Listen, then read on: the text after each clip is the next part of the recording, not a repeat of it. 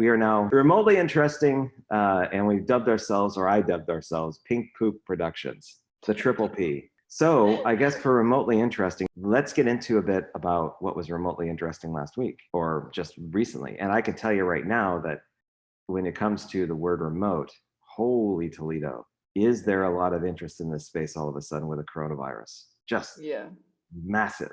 And I'm talking not only just general inquiry on best practices and what to do, but the business that's coming, at least for me and a couple people I talked to, is just, it's just, I blocked out March specifically to get some of the global virtual design sprint work done, but I'm gonna have to block out April because I can't keep up. And I'm getting regular sleep now for once. And I still can't keep up with just the sheer amount of activity, inquiry, and everything. I mean, for remote work, what have you been seeing on your end, Sandy? I mean, what's been going, what have you been what's been catching your attention? Oh, I think it's also the same. Like I got increasingly people asking about, well, from my side, it's more about asking techniques, tips, and tricks about how to host remote workshops or remote culture and that kind of stuff. But at work here, I'm trying to organize a webinar, 2 sections actually, but for the same webinar with Miro. Trying to get them here so that we can talk about properly have a remote culture in place in workspace, I guess. But I think they are so super busy. So that's what I have been hearing. So yeah, so they basically their calendar is pretty much blocked every day and constantly have emails coming in. It's just getting crazy. You're talking about Mural, correct? Yeah. That I've seen that too. I think Mural and to a certain extent Miro are just saturated with interest, and that probably won't stop for months. Probably some of the planned activities that we have on the Mural side are going to either be canceled or moved out. But it's, from what I've gathered, they like everybody else that's in the space, they're having issues with keeping up. It's just they're reacting to most everything that's going on.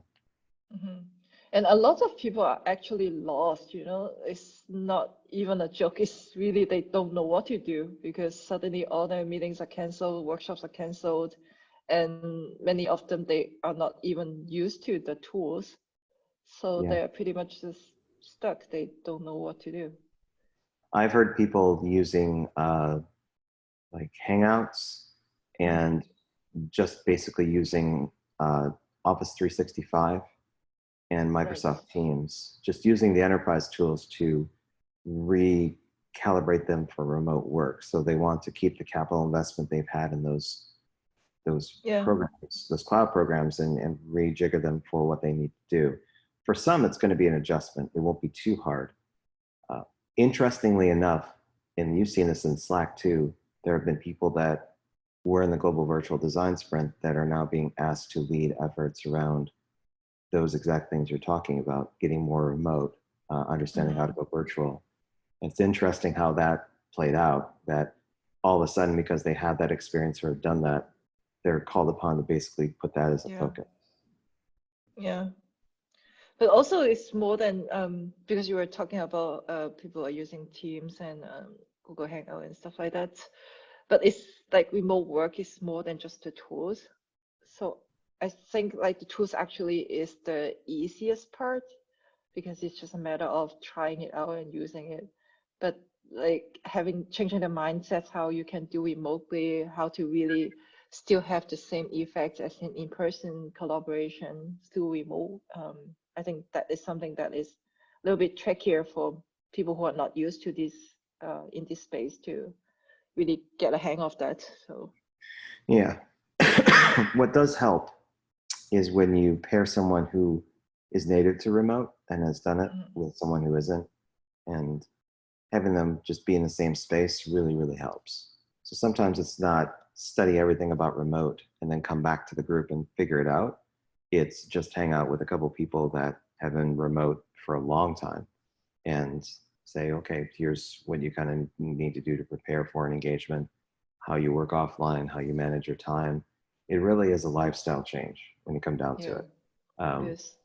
the majority of the RFPs I'm getting are all about taking what's existing and transforming them so they're more remote and versatile, whether they're existing workshops that they do for clients or um, teaching people about how to use tools remotely. Because, well, like to your point, it really is a culture change. You have to adjust your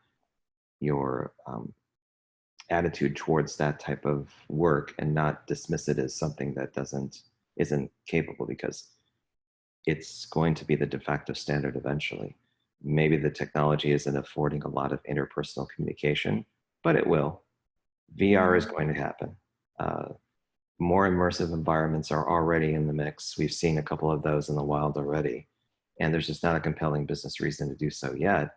But no, there's nothing to say that, and you can look at any episode of Black Mirror, that our rush to technology will bring us into a point where we're going to say, well, we have this option. Why do we need to necessarily do the physical option? Yeah, I think I mean, it's sad that it has to come this way. But at the same time, I think it's really great opportunity for a lot of companies now. They otherwise they would just be comfortable with the in-person collaboration and they never think about remote. But the world is changing, right? So it's kind of forcing them to think about this earlier than later, in a sense. It's funny because what gets a lot of attention is for those people who aren't prepared to go remote and the pain they have to go through. Like, humans have to experience the pain before they actually change. Like, they would rather just keep things the way they are because they work. There's no incentive to change. The more, I would argue, the people that are necessarily smarter but like seeing their options have already kind of gone down that path and figured out what works for them, so the switch isn't as hard. But you just never hear about those individuals or those groups that are proactive around that thinking, because it just isn't as interesting, I guess. But there are plenty of smart people out there that have already gone, oh, remote? Yeah, no problem. I already do it. And they've gone down that path, or they've already been in that space. I think it's just a matter of, hopefully, people who need the help getting the help without being exploited by people who want to take them for a ride, and using this as an opportunity to sell them a package to become remote, when realistically all they're going to do is give them user manuals on how to use Zoom or Teams or GoToMeeting or something, which will happen. Yeah, but sadly, there will be people like that. It is going to happen like that for some. It's just the reality. I mean, even for this virus thing, I also feel very sad in a way that, like, all the masks are sold, but not really to the people who are really in need.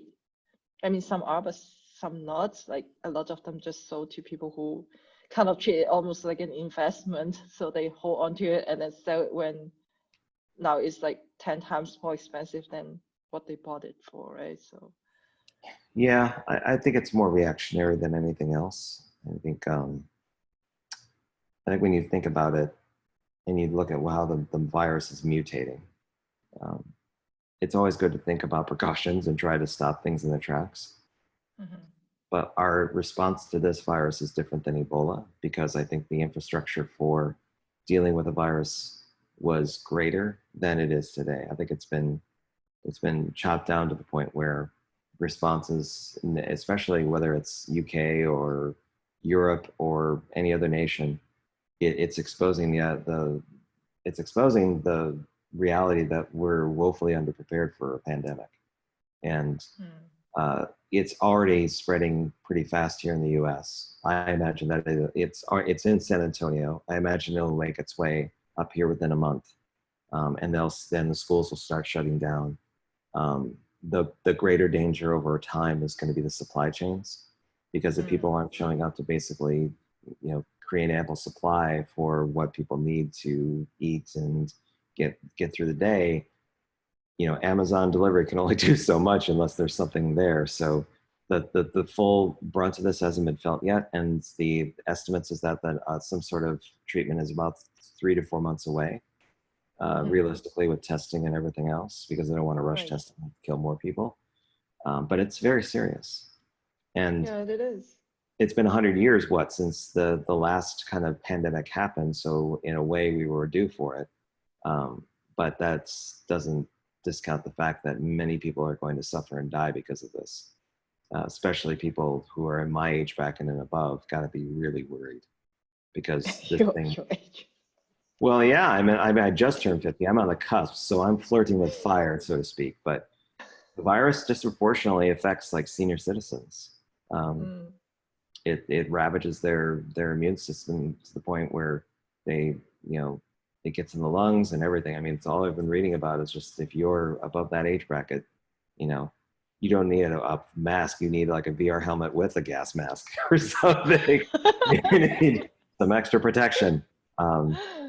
Oh yeah, there are a lot of photos having like people putting like plastic water bottle over their head, or like using like, I don't know, like all sorts of things to. Did you see the guys using like tampons, like Bane masks to put them over like their nose and mouth? It's kind of like, come but on. I think that's just a joke. I don't think that was real. I would imagine, given the stupidity of the human race, sometimes there are people that see that and say that looks like a good idea, and they'll go ahead and do it. But isn't that still like, even if it's really like that, I think it's really sad in a way. I mean, it is really, in reality, a lot of people can't even get masks anymore. Like my brother in Hong Kong, he had to order masks from friends, from Japan and all over the place in order to get them. And some people, they just have to line up hours and hours and still can't even get them. And they are actually in need, right? Like they are in the areas that are like where it's spreading the most. So yeah, I just feel like it's sad. Like sometimes it's funny to see those photos, but at the same time, like, yeah, it's why do they even need to do that, right? When you think about it the other way. Yeah, I think eventually we'll make it through this. Like towards the latter part of the year, we'll start edging our way back into like understanding how the extent of what the virus can do, how you can prevent it, be on quarantine. There'll be a recovery eventually, but everyone I talk to on the business side, there's on one side there's optimism, and the extreme side there's optimism, and then the other side there's full-blown panic. And that full-blown panic tends to be, they don't see any short-term solution that discounts the fact that the environment is going to start breaking down to the point where their business is not going to be able to function. So irregardless of process, internal process that they can use to facilitate things, they're at the mercy of other aspects that the virus is hitting that are going to impact the businesses they're trying to serve. So that it isn't just necessarily about doing business differently. It's about the overall environment being affected to the point where business just isn't possible. And that's the thing that people are really afraid of. Do you think the world can go 100% remote? It doesn't have the infrastructure for it. And humans by nature want to relate to one another in person. So I don't think it can go 100%. But if there's a need to, do you think that it's possible that we can do that? Just very curious. I think if you really want to get future forward, I think when we start getting, or the next generation starts getting into terraforming, where we actually start exploring the science of controlling this planet's ecosystems and its weather and other things that technology will be able to do on a massive scale, then I think you'll start to see more of a leaning towards remotely controlling technology in a way where it's less harmful to humans, but there's a lot more experimentation in the space. That's where I think it'll lead. I don't think it's going to be in digital product and service creation. I think it really will be about controlling the environment, because we will have a flashpoint in the next, at least in my lifetime, where the Earth is going to basically tell us that you're abusing me too much, and it's going to, I don't know if it's flooding or if it's something else, but there's going to be a time where it's that inevitability, like this virus is kind of presenting. The environment will have an inevitability moment where you have to change or you're going to suffer some major consequences. Scientists can tell everyone all day what's going to happen and when we're at a turning point. But if people can still get their Netflix, they're really not going to care, right? They just go after their creature comforts and they go, sure, that's an interesting headline. But when water supplies start dwindling, when it becomes too cost prohibitive to do things, when their environment starts becoming less habitable, the questions are going to start being asked, and then humans will want to, they'll be forced into action. I think the environment will kind of have that moment, and when it does, we'll probably turn to technology for solutions because that's what we've done historically. Interesting. Well, the environment is already kind of giving us hints here and there. It hasn't full blown said "F you" and all of going, what the hell? It's tried earthquakes. It's tried like tornadoes, hurricanes, natural occurrences. It's tried heating up the planet. I mean, I act as like it's a third party, but we've been kind of doing this to ourselves. But there's going to be something that comes up where it's going to be, you have all the different possibilities. You have the polar ice caps melting to the point where it's going to change the jet streams that are currently kind of powering all the cycling around the Earth. I'm not a scientist, so this is why I remember from reading and watching several different stuff.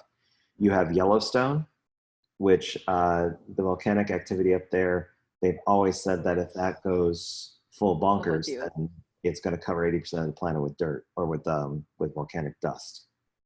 And then we'll be in a blackout for a while. So there's all these different things that can happen. I mean, you could literally hide under your bed and just sit there and shiver all the time if you really wanted to get like completely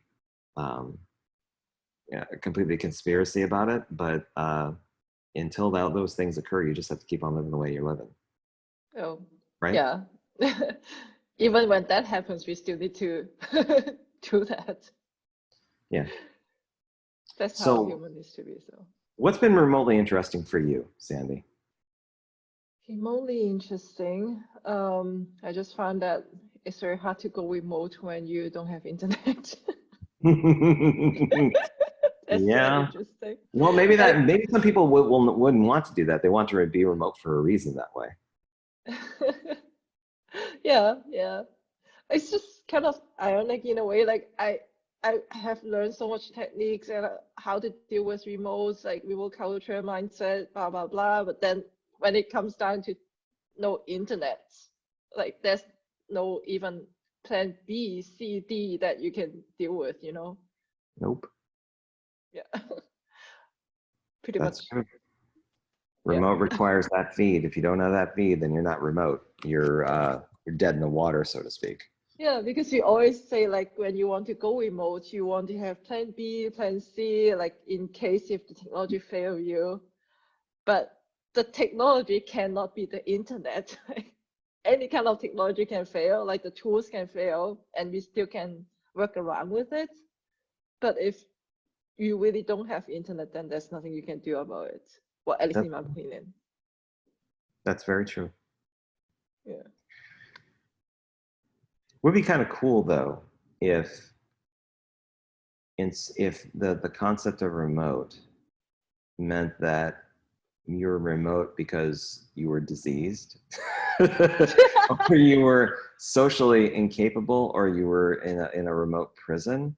Like remote can be all sorts of different things, but if somebody was part of a team and wanted to contribute, then remote doesn't necessarily need an internet connection. It just needs a connection. So it can be, if you don't have an internet connection, but you can somehow, I guess it comes down to communication really, because in this day and age, everything's been instant with communication, whether it's through a phone or an internet or like there's always a way. There's really hasn't not been a way because that's just how it's evolved. Unless you're in like the frozen tundra of like some northern or southern Arctic zone, I think even there they have like satellite internet they can still hit. For people that are in remote spots doing disaster recovery, They have all sorts of technology that allows them to do satellite internet, even though that takes them a while. So yeah, I mean, there is still some internet almost everywhere, but it's just, yeah. yeah. So your dream of how disconnecting completely from the internet has got to be manual, Sandy. Yeah. So if you want to go down to Africa again and isolate yourself away from everyone, then you're literally going to have to disconnect yourself from technology completely.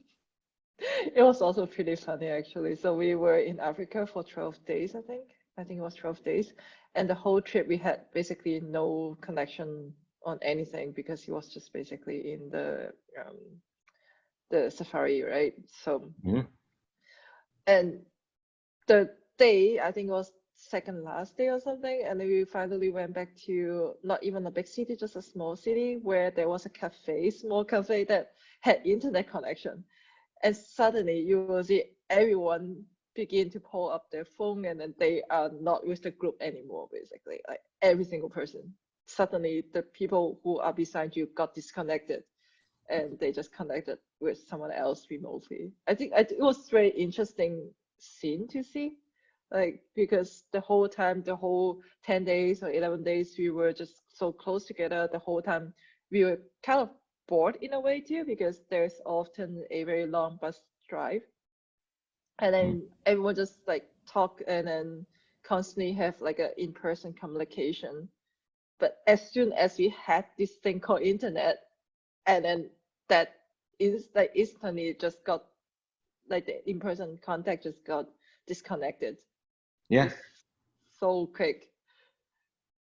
Yep. Like, I even had a picture where we sat together on the table, but nobody is looking at each other or even looking up. Like everyone is just looking down.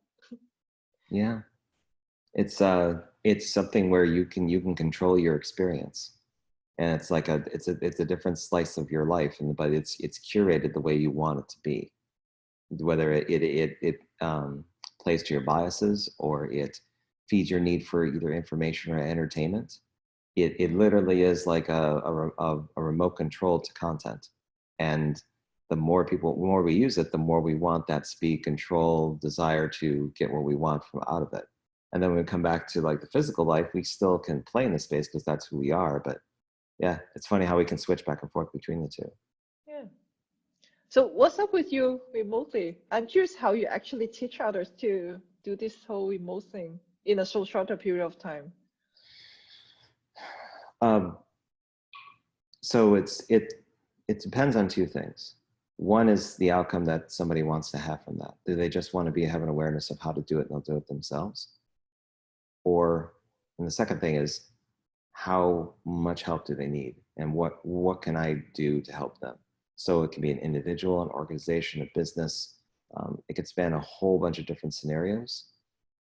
But I tend to figure out what they know now, what they've done historically, where they want to be, and from that gap, what can I do to get them to where they need to go? Do I need to introduce them to someone that I know that's really versed in what they do? If there's someone that takes in and absorbs things through reading or watching videos and then applying things, what can I give them as kind of like a short list of what to do before we meet up again in a week? Does that make sense? So I personalize the process to accommodate for what I think is the situation on the other end of the line. So take, for example, a pharmaceutical company that is wanting me to join them. They have 0 people who know how to do remote. 0. They all So go to work. everyone used to just really work in the same office? Yep. Email and I think Microsoft 365 is what they have. And Okay. everyone comes to the office. No one works remote. It's been a company policy for like decades that no employee works remote. If they have a field office for pretty much everybody, and they work on the line. They work with the old notion that if they have any teleconferencing, it's all done in-house. So they are starting from scratch. And the good thing is that there are some people on their staff that have been remote in previous jobs. So they have some advocates and people who have contextual knowledge already there. So it isn't too much of a burden for me. But the proposal I have is to figure out what baby steps we can have everyone take together as a group, and then individually as in terms of style, to slowly get them acclimated to working in that space in a way that makes sense for them. Mm. Because you're not only just doing, like to your point, you're not just doing the tools, you're understanding the human, you're understanding what they prefer to do, what they do when they're not looking, you know, Yeah. how productive are they really when they don't have the pressure of the office to basically keep them in line, and they have full freedom to do what they want, but they're still accountable to results. Everyone has a different way of going about it, but it's showing them what tends to work better than most when people are untethered at first, what habits you should start getting into early. And I think that's where it's most effective, is establishing the human relationship first and figuring out what they're all about, and then seeing what they kind of align to. Not everyone is going to learn the same way, and it may seem daunting and take time, but for the GVDS, I have 16 applicants for the mastery program that are all going to be personalized based on where they are and what they want to do. The regular GVDS training is going to be community-based, but it's going to take on a life of a whole bunch of different perspectives to help people, you know, get to where they need to be by the time May goes around. I just have that default because I've been through so many training systems that were just blanket, here's a presentation and a speaker and a test, and then you get a certificate at the end, and it's not really applied learning. Whereas I'm more of the person that thinks that you have to do the work to make it matter. That's the only way it sticks. You can't learn German through Duolingo and not practice it somewhere. Yeah, I totally agree. Well, I guess that's why I joined so many. Yeah, you just flat out went. You're just like, I want to learn German. I'm going. You just flew out. Yeah, but I do really agree on that theory. Like, you have to really be in the environment to really learn this stuff. Yeah. One thing I'll close with, since I want to keep this kind of, I don't want to have it the ramble fest like I did the previous one, because I'm very guilty of that. Why? I like to go, Everyone likes that. no, they don't. They say they do, but you know, I can look at the analytics of this and I'll see like 2 minutes drop off, because I probably told them there's going to be a lawsuit coming. So they're like, no, I don't want any part of this. Yeah. That worked, I guess. I like to cover some of the challenges that have come in for the Global Virtual Design Sprint. Some things that people are saying that they want to take forward after the sprint is done. And I'm engaging with them this week, as well as the people that want to bring in companies to learn about virtual design sprinting. So it's very, very, like, it's very timely. So if you don't mind, Sandy, I'd like to kind of go over a couple of these because they're interesting. Yeah, let's do. Okay. It's virtual. Yeah, sure. Go ahead. That is our topic. Okay. The first one is inclusive education. The challenge is basically, how might we redesign the school system so that it's inclusive of all learning styles and cognitive profiles? Funny how this school system? How do you redesign the school system so that it's inclusive of all learning styles and cognitive profiles? I think that's the wrong approach, though. The description is in most countries, the school system is one size fits all, where many kids get left behind because of learning disabilities and different cognitive profiles, such as autism or gifted and so on. The population is forced to adopt. Some accommodation is made, but often after a lot of battling and advocacy, and yet it's still integration versus inclusion. The approaches remain standard. So I agree to all of that. I just don't agree that we should try to design a school system to fit that. I think it's more to have a diversity of choices and probably bring remote or internationally, and then people can choose what they want to fit or where they want to go. Yeah. But that's the challenge, and the person thinks that if things carry on forward, the vision they have is to test the desirability with the market and schools and parents and turn it into a social enterprise. So that's the vision around it. And that's just one of like 20, because there's a lot. There's one about branding, about related to travel, developing a business model for refugee camps to collaborate on an international level through development skills. Mhm. Mystery, $20,000 questions. Guess who that is? Mural? No, Which Kampala. one? Oh, Kampala. Oh, okay. Yeah, it's Oh, Sabrina. still okay. Yeah. She's like going for it every single time. Here's one that's interesting. Every morning during, so this one's called the morning coffee cup. Every morning during work week, I buy an early espresso. It's always served in a cup to go, which is more than one way of damaging the environment. While only a few buy and bring their own cup, how might we change the system to serve the environment? And the vision they have is I will make a startup out of it with whoever who is in the sprint team and wants to join. So that's interesting. In fact, I would say 60% of the challenges that were submitted were by startups. But that fits design sprints methodology because that was what it's initially decided for. So. Very much so. But yeah, there's some that are repeats from previous sprints, but there's some of them that are really new. Like, how might we help increase funding and education of the public on congenital heart defects? So it's interesting stuff. Next week is after I get through some of the signups, like I'm going to do Bonjoro videos, like things like that. Next week we'll start the promotion around the sponsored challenges and start priming the pump for that. So that's not only people who register, but people outside of the GVDS that want to get involved. I think Mural's in the mix. I don't know if they're still going to be after what's been happened with COVID. We'll have to see. That's everything that's remotely interesting with me, I guess. Yeah. Something came to mind, but I just forgot. So it wasn't that remotely interesting. No, yeah, I had something I wanted to say, but then I totally forgot. Okay. That's the thing about remote also, because like I don't know, I feel like if we are in person talking, I somehow feel like I have more right to interrupt someone than if I'm doing it remotely. I don't know if you have that feeling.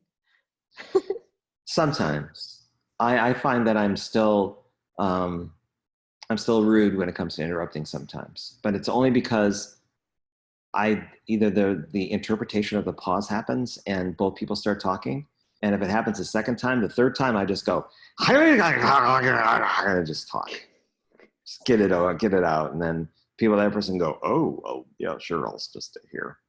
So How many people have signed up so far for GVDS? 78. Cool. And we are not even like fully on full force yet. So. And there's like 2 months to go. So there's going to be a lot more marketing involved. I do want to get the training solidified before April so that is done. That was a major mistake and failure on my part last time, is that I spent too much time on the GVDS showcase. And because of it, the training suffered greatly. The saving grace was your ability to help out with the templates and make them your own. But I'm purposely like you mean blocking out GVDS present, right? Not showcase. Showcase is the thing in the yeah, end. sorry, GVDS presents. Yeah, you're right. I'm getting my events mixed up. But yep, I'll yeah, I know your event better than you do.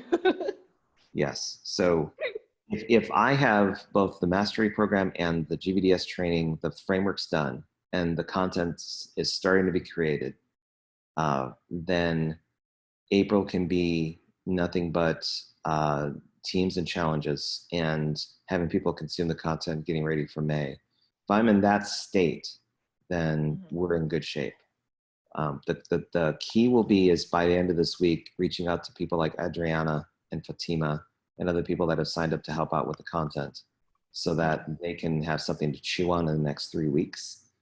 And put that into their own pipeline around what they can do. Because the idea is that they're just not creating content for the event. It serves a dual purpose. So if you create something, it's going to point back at your LinkedIn profile. It's going to make people aware of what you know and who you are. The content is going to be something that they can speak to with authority. So it's not just them reading a script and pointing at something. It's here's what can really help you if you are a researcher, or if you are a developer, or you're a designer, or you're approaching it from this. Things that from their own perspective make sense to them that they want to communicate to other people. And I think that has more value than me just being a talking head saying, when you start out on a virtual design sprint, you got to make sure you have the right tools. Let's review those now, because my accent would suck and I would just basically like tune people out after a while. Are you going still to put the testimonial stuff on your website? Because it doesn't seem like you really need them anymore. Well, I am going to point to it at some point and say, like, for those who are on the fence, hear the people that have already been through the process and see what they have to say. So the template is about half done. I have to add the testimonial content into the template, the Webflow template. Once that does, it'll auto-populate everything. But yeah, that's coming. And then finally, it's going to be the partner page where we announce the companies that we're going to be engaging with to either do a sponsored sprint or make people aware of the brand and who they are. Like, for example, Virtual Design Sprint Europe is a partner, so we're planning on collaborating on a few things left and right. But yeah, and you mentioned that you want to explore both the whiteboarding tool, Miro and the pink company and the yellow company. Yes, the pink M and the yellow the yellow bear claw, as I call it, because it looks like a bear claw. So my take is that there's a group that would come to the GVDS if they knew that Miro was in the mix. All they've seen is Mural so far. And I know that Miro has a user base that has not had a community place for them to be, but Miro is trying to turn that around.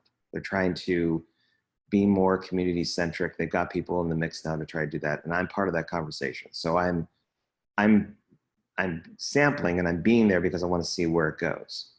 Plus their technology is faster, so that they have that at least on their advantage. Flip side of things, Mural is the equivalent of like a supermodel that needs its engine rebuilt. So they realize that their Achilles heel right now is their rendering engine, and that's probably the victim of their success, because it just didn't scale the way they expected. But overall, I mean, the product is just much more highly usable than Miro is. Yeah. Miro's got interface issues where an interface revamp to put them on par with Mural would make them much more competitive. Yeah. I don't know if they have that in their roadmap, but they really should. If Miro went through, if they hired some dare I say it, user experience professionals and empowered them to be at the front lines of design and research, so that they didn't have to go through like they weren't buried in like product, but they even just make them product designers even, and have them really propose some new interface metaphors that would probably rile the existing base, but they would probably adopt anyway, but bring in a whole new group of people that would want to have that easy on-ramp into the Miro application. Miro would be in trouble, because now the playing field would even out. Mural's advantages are its interface and the fact that people can design better in it, but not to the extent where they could. But it's got a lot of great tools, and its tool set is better than Miro. Miro's performance is better, but the $100,000 question for me is that when Miro starts becoming at scale like Mural is with their user base, are they going to start suffering performance issues? Because I don't think they've been tested. But the thing that they're going after community because it's cheaper, which makes sense. But strategically, if they were to spend R&D spend half the year and revamp that interface and really have their dedicated users work against it and tell them what works and what doesn't in real life terms, and they came out with that in the fall, it's game on. Because now Mural's advantages become slightly less. It's true. But they do have a really strong community to back it up. They're way ahead of Miro in that regard. Yeah. Way ahead. They've already established that. They've got that. It's really Mural's a community to lose. Yeah. And one thing I also noticed, it's just kind of my observation in a sense that I found like Miro, like the people work there, they give me the feeling they are more purpose driven in a way. I agree. Like you can feel like they are really driving something, and they wouldn't mind to work like that extra mile. Yep. I mean, of course, I'm generalizing. Not every single person in the same company would do that, but just in general, like it does give me that feeling. No, I agree. I think Miro has brought in some strong voices but they don't seem unified. Mhm. It doesn't seem like a unified front yet. Mm. Does that make sense? Like I see someone in their forums being active and kind of seeding information. I see people that are talking to businesses and to people like Remote How, and I see this collaborations happen. The brand is collaborating with them, but maybe it's just me because I'm not as close to Miro and I haven't been in the center, so to speak. But the different samples that I have had make me think that there's not that unified center like you're talking about there, Yeah. which could Yeah. change over time, but doesn't mean that either one is good or bad. It's a different nature. I think that was, if you think back to before it was Miro and it was real-time board, when you look at that brand and where it was more of a utility. So they are trying to go through an internal transformation of being like a customer-facing company, whereas before it was a service-based company. True. Didn't think of it that way actually, but yeah, I agree. I think it's they're trying to change the culture, but that takes a long time. Yeah, it does. For every company, it does. And the older the company, it is harder to do. I think so. Here's where Mural can win. Mural is trying to make inroads with businesses, and I think Miro MIRO is slightly ahead of them in that regard because there's more utility with there's more extensibility and utility in their product on the developer side with integration. So pure integration is a big plus for Miro. I think where Mural could win is if they start thinking about how their APIs are going to work with other programs in a more effective way and not isolate the program as is and really work on extensibility. Yeah. I think they're going to optimize out the interface to the point where it's going to start getting dirty.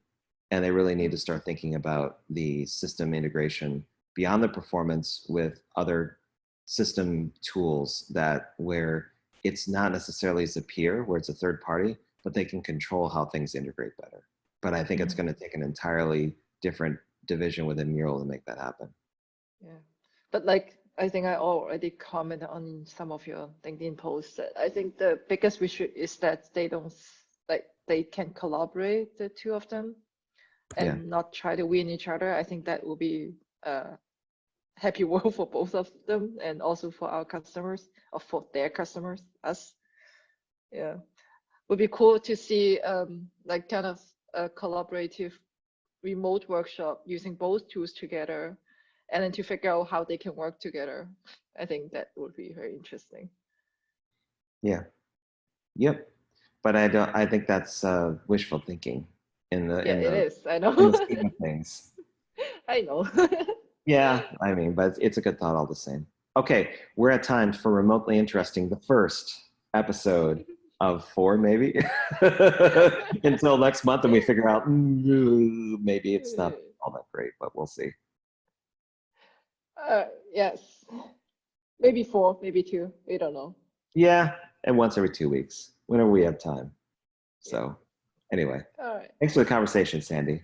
And for thanks. all of you that have made it this far in either watching or listening to the first episode of Remotely Interesting, we thank you very much. If you have any suggestions for us and future content that you'd like to hear that would be remotely interesting to you, please feel free to email someone. You'll have to find our email addresses because I'm not going to give them to you. Look us up on LinkedIn. Sandy Lamb or Robert Skrobe. That's the easiest way to do it. We love being added to networks. So just, add us. And then I can complain to Sandy how I'm getting 15 of those a day. So I love to connect, but I hate getting 15 I love to connections every connect, but day. you're just your LinkedIn profile just doesn't do anything for me. You just don't look smart enough. I'm kidding. I'm kidding. I am kidding. I'm kidding. I have no bias at all with that. Just take care, Sandy. Hopefully you stay Yeah. warm. Okay. Take care. Bye. Bye.